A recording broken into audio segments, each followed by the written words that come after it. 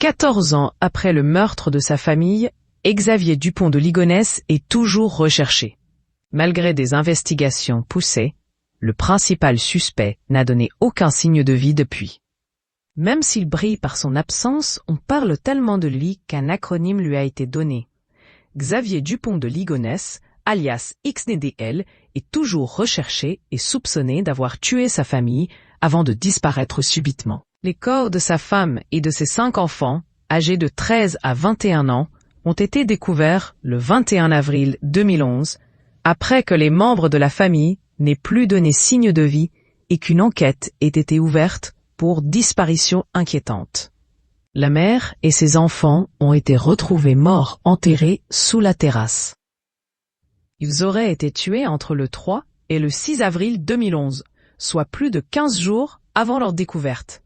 Le père, Xavier Dupont de Ligonnès, avait déjà pris la suite. Il est ainsi devenu le principal suspect de l'affaire. 13 ans plus tard, aucune avancée significative n'a permis de faire la lumière sur cette affaire très mystérieuse. XDDL est toujours recherché par les forces de police. Dupont de Ligonnès, vu pour la dernière fois en 2011 dans le Var malgré tout.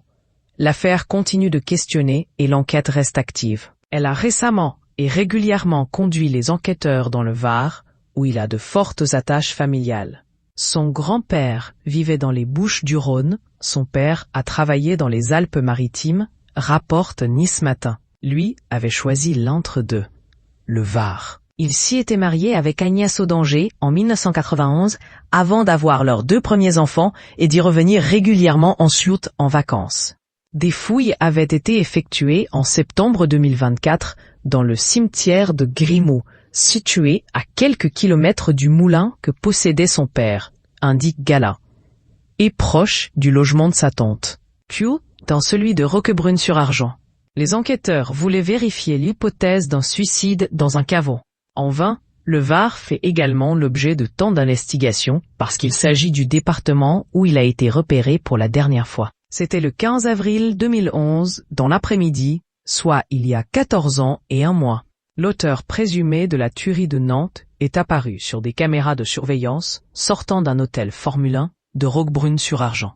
On le voit ensuite laisser sa voiture, une Citroën C5 sur un parking proche et partir à pied avec un sac à dos. Il aurait enfin été aperçu par un témoin sur la route des Châtaignières. Sur ce chemin discret et peu fréquenté des piétons, il se serait enfoncé dans la forêt en direction du nord. Aujourd'hui, rien n'indique que ce soixantenaire pratiquant et criblé de dettes est toujours en vie.